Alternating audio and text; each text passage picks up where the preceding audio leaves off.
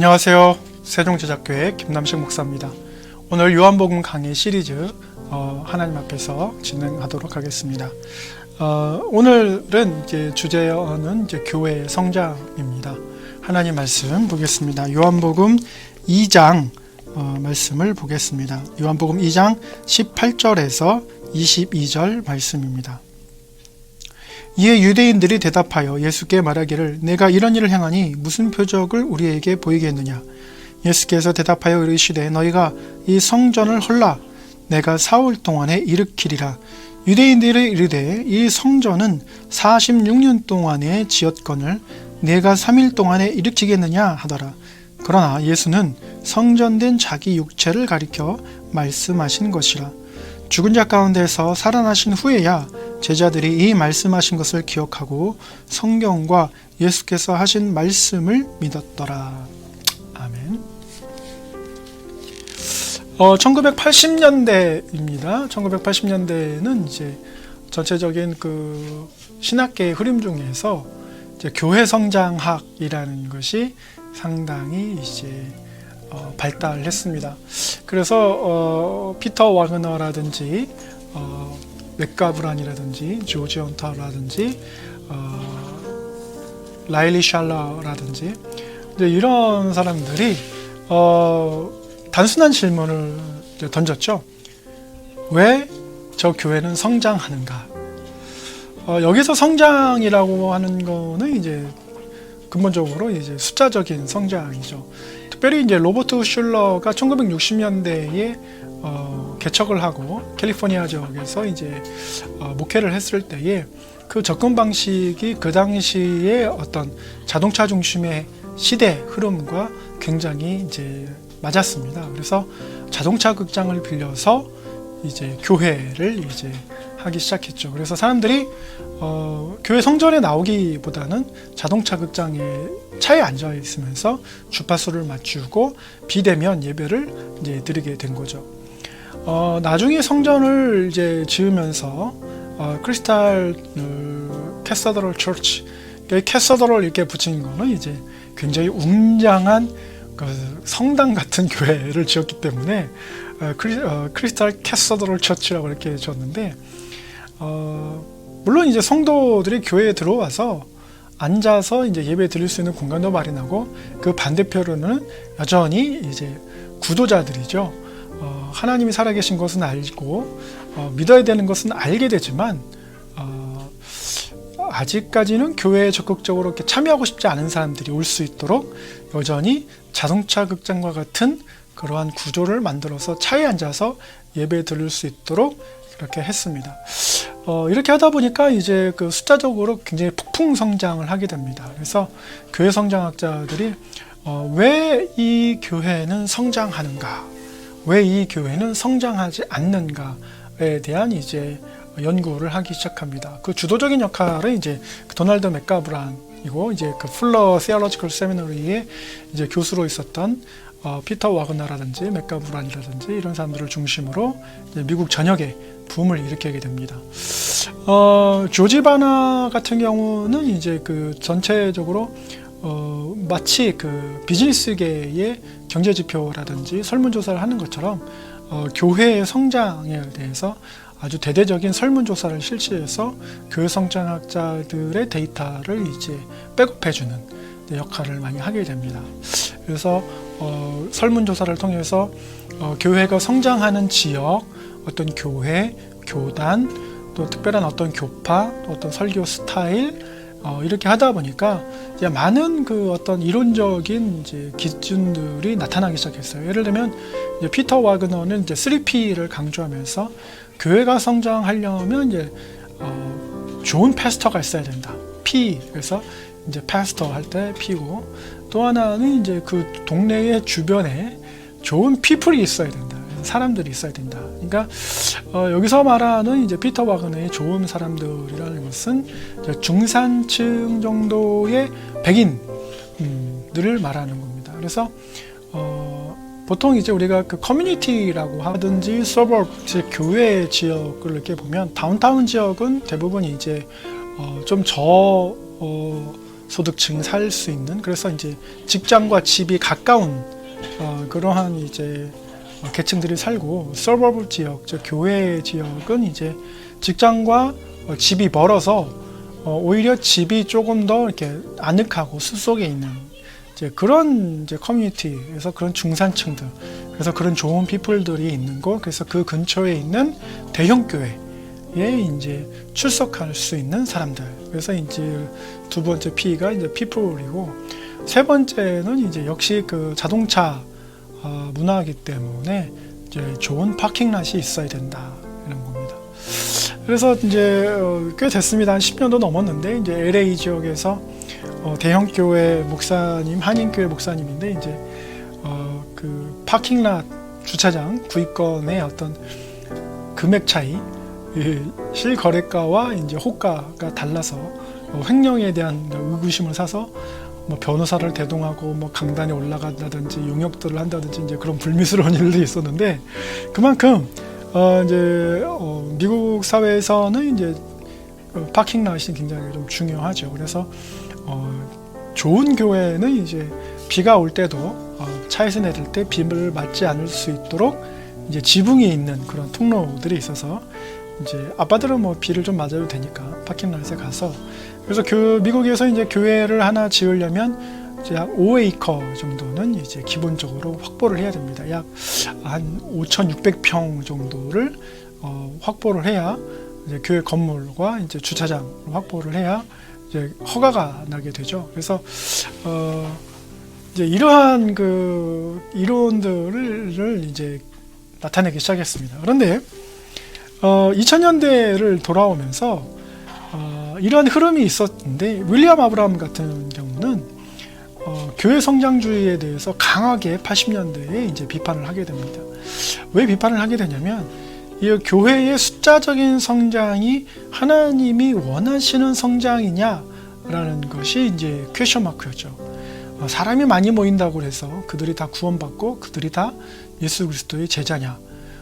왜냐하면 예수님께서 오병이어의 기적을 베푸셨지만 남자만 한 5,000명 따라왔다는 거죠. 그러나 아이까지 뭐 여자들까지 하면 10,000명 이상 되는데 굉장히 이제 메가처치로 갈 수 있는데, 예수님께서는 12명에 이제 집중을 하셨습니다. 그래서 윌리엄 아브라함은 이제 교회 성장주의 흐름을 비판하면서, 우리 맥가브란이라든지 피터 와그너가 이제 교회 성장학이라고 이제 어느 학문의 어떤 그 가지로 이제 이야기를 할 때, 윌리엄 아브라함은 이제 학문이 아니고 하나의 주의이다. 그래서 이론적인 바탕이라든지 어떤 신학적인 바탕보다도 어떤 현상에 대한 주의이고, 그것을 이제 하나의 학문적인 가치로 받아들일 수 없다라고 이제 맹렬하게 이제 비판을 합니다. 그런데 이제 누가 맞냐 이렇게 보니까 2000년대에 들어와서 교회 성장의 이제 아이콘이었던 로버트 슐러의 어떤 그 크리스탈 캐서더럴 처치가 이제 570만 불의 천주교회에 팔리게 됩니다. 왜냐하면 이제 다음 세대 부흥을 일으키지 못했고 딸에게 이제 세습을 했는데 3,000명이 남았어요. 그러니까 3만 명 넘겠다가 이제 10분의 1로 줄은 거죠. 그러다 보니까 이제 건물 유지도 어렵고, 그러니까 이제 나름 그 이제 구조 조정을 하고 축소를 하게 됐습니다. 그래서 지금은 이제 흐름이 약 20년이 지났죠. 2000년 다음에 20년이 지났는데 교회 성장, 처치 그로스보다는 이제 교회 갱신. 그래서 이제 교회의 갱신을 처치 리뉴얼 또는 리바이탈라이제이션 이렇게 이야기해서 교회가 새롭게 되어야 된다라는 이야기들을 많이 합니다. 왜냐하면 이제 그 교회가 보통 이제 한국 교회가 이제 100년 대부분 이제 넘기는 시점이거든요. 그런데 처음에는 이제 개척을 하면서 가족 중심, 그러면서 굉장히 신생기, 그 다음에 청소년기를 통해서 부흥을 했습니다. 80년대. 그러나 2000년대 들어오면서 IMF를 겪으면서 굉장히 이제 회의론자들이 생기기 시작했고, 지금 세대들은 교회에 대한 많은 그 사회적인 비평에 의해서 안 좋은 시각들을 이제 갖게 되죠. 그러나 중요한 거는 미디어를 통한 평가만을 보고서 진리를 경험하지 못하는 전형적인 그 포스트 모던의 특징, 즉 신학적으로 무지하고 정치적으로 소외되고 철학적으로 자기중심적인 이제 이러한 그 특성을 띠기 때문에 성경을 단 한 번이라도 제대로 읽지 않고 기독교를 이제 판단하는 이제 시대가 되었다라는 겁니다. 그러면 이제 어떻게 할 거냐? 교회가 어떻게 해서든지 하나님 말씀을 정확하고 진실되게 전해야 되는 사명이 있고 의무가 있는 거죠. 그 지상 대명령을 통해서 그러니까 그러면서 이제 다음 세대가 회개하고 그래서 하나님을 구하고 예레미야 29장에서 말씀하신 것처럼 너희가 나를 찾고 찾으면 나를 만나리라 이렇게 말씀하신 것처럼 하나님을 다시 만나야 된다라는 거죠. 그래서 결국에는 교회 성장주의보다는 교회 갱신이 이제 2020년대에 이제 강조가 되는 겁니다. 결국에는 맥가브란이나 피터 와그너의 어떤 주장보다는 이제 윌리엄 아브라함의 주장이 이제 맞게 되는 거죠. 왜냐하면 하나님을 바라보는 데 있어서 전도라는 것이 제자를 만드는 제자를 양성하는 것이지 교인의 숫자를 늘린다기 위해서 어떤 프로그램이라든지 아까 피터 와그너가 말했던 3P, 좋은 패스터, 좋은 피플, 좋은 파킹랏 이게 이제 아니라는 거죠. 있으면 좋죠. 그러나 이제 그 필요 조건은 아니라는 거죠. 오늘 예수님께서 제3차 성전, 솔로몬 왕이 지었던 성전, 그리고 수르바벨이 지었던 성전, 그리고 이제 이 예루살렘 성전, 제3차 성전인데 외관만 이제 한 3년 정도 걸려서 보수를 하고 내관, 인테리어를 약 43년 동안 이제 보수를 해서 이제 완성을 했는데 그래서 46년 걸린 이 성전을 헐어버려라 이렇게 얘기를 하는 거예요. 오늘날 이 말씀을 들으면 여러분 예를 들어서 로버트 슐러의 이제 크리스탈 캐서럴 처치와 같은 그런 웅장한 교회를 헐어버려라. 내가 3일 만에 다시 짓겠다. 그러니까 예수님께서는 이러한 어떤 물질적인 교회, 물리적인 교회의 어떤 공간에 대해서 그 공간이 주는 웅장함과 분위기에 압도당하는 그러한 종교적인 카타르시스를 느끼라고 하는 것이 아니고 무엇에 감격하라고 말씀하시냐는 거냐면 예수 그리스도의 부활에 감격하라라는 거예요. 요한은 이 말씀을 기록하면서 당시의 이야기를 들었겠죠. 들으면서 예수님이 도대체 무슨 말씀하시는 건가? 이거 46년 동안 지었는데 예수님께서 아무리 한센병자를 고치고 죽은 나사로를 살리신다고 하더라도 마치 무슨 레고 쌓듯이 3일 만에 이 성전을 짓는다라는 것은 물리적으로 굉장히 불가능한 일인데 어떻게 그렇게 말씀하시나? 그런데 나중에 이제 예수 그리스도께서 부활하시고 제자들이 이 말씀을 곱씹으면서 이게 예수님께서 스스로를 말씀하시면서 그러니까 메시아가 오셨는데 메시아에 대해서 집중하지 못하고 인간이 만들어 놓은 웅장한 건물에 집중하니까 예수님께서 뭐라고 말씀하시냐면 너희가 장막 성전에 있었던 광야에 있었던 그때 하나님의 임재의 구름기둥 불기둥 그러한 것에 하나님이 집중을 해야지 너희들이 만들어 놓은 백향목과 옥과 대리석으로 만든 그런 웅장한 그 건물에 집중을 하니까 틀어지는 거예요. 신앙이 틀어지는 거예요. 여러분 건물은 지금 우리가 그 서울 잠실에 보면 롯데타워 있고 옆에 또 현대가 더 높은 것을 지을 거라 얘기하는데 그 높은 그 100층 120층 되는 건물의 상징은 뭡니까? 파워예요. 파워, 권력. 내가 너희들보다 높은 곳에 산다. 바벨탑과 같이 그런 권력을 얘기를 하는 거예요.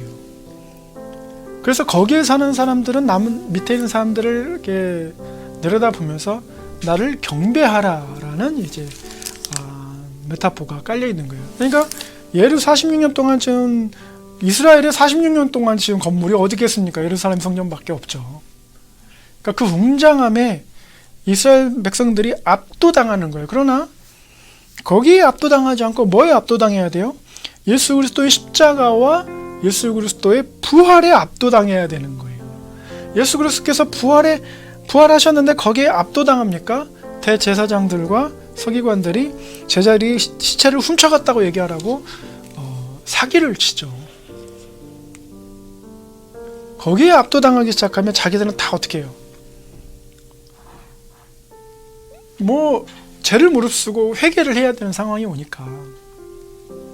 오늘날 우리가 교회 성장을 볼 때 100주년이 돼서 100주년 교회 기념 교회도 지어야 되고 교육관도 지어야 되고 비전센터도 지어야 되고 사회복지 하시면은 요양원도 또는 병원도 하셔야 되고 막 하는데, 예수님께서는 뭐라고 말씀하시냐면 건물에 집중하는 게 아니라 뭐에 집중해야 된다? 인격적인 예수 그리스도에 집중해야 된다. 그 역사적인 이제 굉장히 좋은 예가 뭐냐면 이스라엘입니다. 이스라엘이 1948년에 독립을 했는데요. 그 2000년 동안 나라가 없어서, 정확히 말하면 백성은 있는데 주권과 영토가 없어가지고 1948년에 다시금 가나안 땅으로 돌아와서 이제 국가를 가졌습니다. 그 말씀 하시는 거예요. 하나님의 나라는 어떤 건물이나 으리으리한 인테리어나 웅장함에 의해서 드러나는 것이 아니고, 하나님의 나라는 예수 그리스도의 이름을 통해서 병든 자가 낫고 눈먼 자가 보게 되며 안진뱅이가 일어나고 중풍병자가 낫고 죽은 자가 살아나고 한센병자가 낫는, 혈루병 앓는 여인이 낫는, 그게 바로 하나님 나라입니다.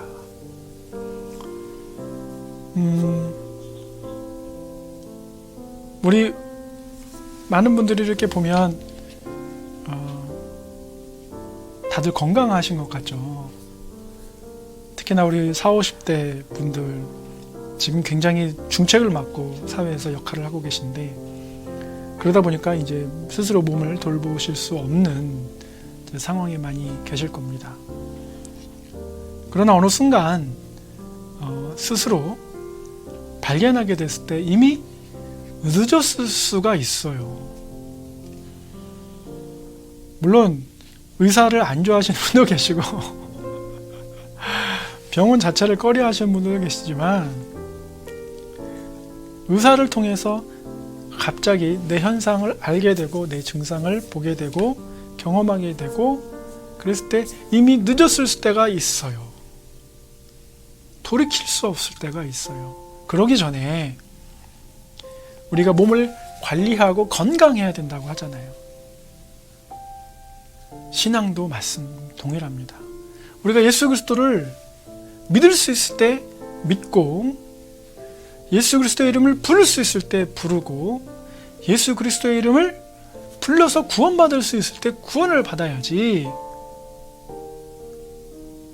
나중에 제자들처럼 예수님께서 그때 그렇게 말씀하셨지 하고 그때 믿으면 늦다라는 거죠. 후회한다라는 거죠. 여러분이 보실 때에 교회 다니는 사람들이 참 의지가 약해 보이고, 그래서 RJ 콜만이라고 하는 철도회사 회장을 만났을 때 암에 걸렸는데, 그 사람이 자기는 예수 믿는 사람이 그렇게 나약해 보인대요.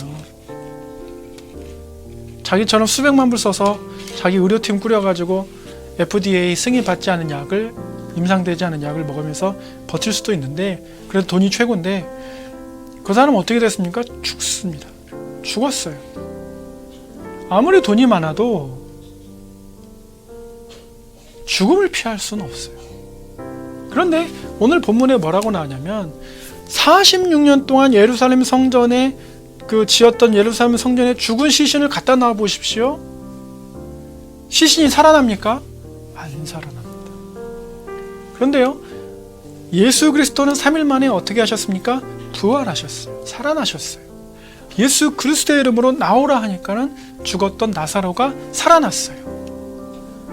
설교를 듣다가 떨어져 죽은 유두고가 바울이 기도하니까 어떻게 해요? 살아났어요. 루디아가 베드로가 기도하니까 어떻게 해요? 살아났어요. 하나님께서 우리에게 말씀하시는 것은 파워에, 종교적 카타르시스에, 거기에 집중하라는 것이 아니고 뭐에 집중하라? 우리를 살리실 수 있는 예수 그리스도에 집중하라는 거예요. 예수 그리스도는 어디에 계십니까? 모든 곳에 계신 거예요. 성령을 통해서 모든 곳에 계시는 거예요. 지금 여러분이 계신 곳에서 기도하십시오. 하나님이 응답하십니다. 너희가 나를 찾고 찾으면 나를 만나리라. 약속하신 거예요. 성경을 보십시오. 거기에 진리가 있습니다. 너무나도 자세하게 기록되어 있고 오디오 성경으로 어디서든지 우리가 들을 수도 있고 수많은 설교를 통해서 하나님 말씀을 접할 수가 있어요.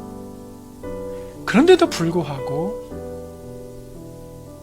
어떻게 합니까? 나중에 십자가를 예수님께서 지시고 매달리실 때 마태복음 27장 39절 40절에서 뭐라고 합니까? 그 지나가는 사람들이 예수 그리스도를 모욕하면서 사흘 만에 성전을 짓는 자여, 너가 하나님의 아들이거든 내려와 스스로 구원하라라고 예수 그리스도를 모욕합니다. 그들은 어떻게 됩니까? 영원한 죽음에서 벗어나지를 못하는 거예요.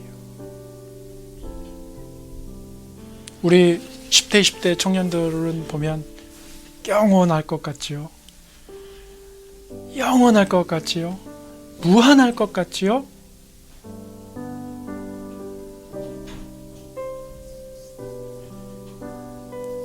예수 그리스도가 필요합니다. 우리 모두는 예수 그리스도가 필요합니다. 우리 창조자가 필요합니다. 우리가 창조자 없이는, 우리 인간은 헬라어로 안드로포스인데 하늘을 우러러보는 자예요. 창조자 없이는 살 수가 없습니다. 창조자의 은혜와 배려 없이는 살 수가 없습니다. 우리의 젊음도, 우리의 생명도, 우리의 비전과 야망도 예수 그리스도 없이는 살 수가 없습니다.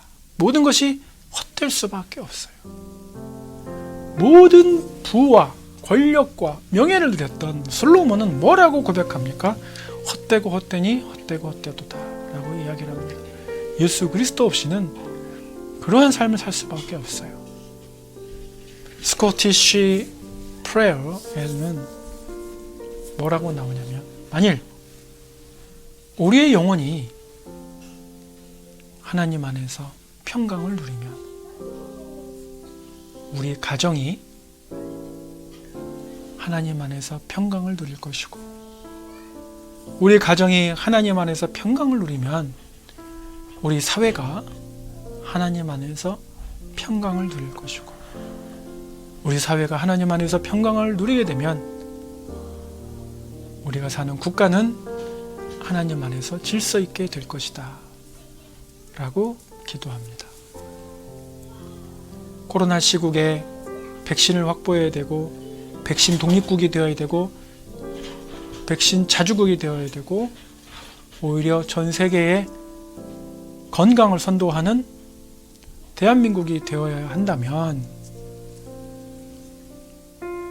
우리가 예수 그리스도를 쫓아서 그분에게 궁유를 구하고 지혜를 구하고 겸손하게 하나님을 잘 섬겨야 될 것입니다. 그때야 비로소 우리에게 참된 안식과 평강이 넘칠 줄로 믿습니다. 여러분 가정에 이 하나님의 은혜가 넘쳐나시기를 예수님의 이름으로 축원합니다. 감사합니다.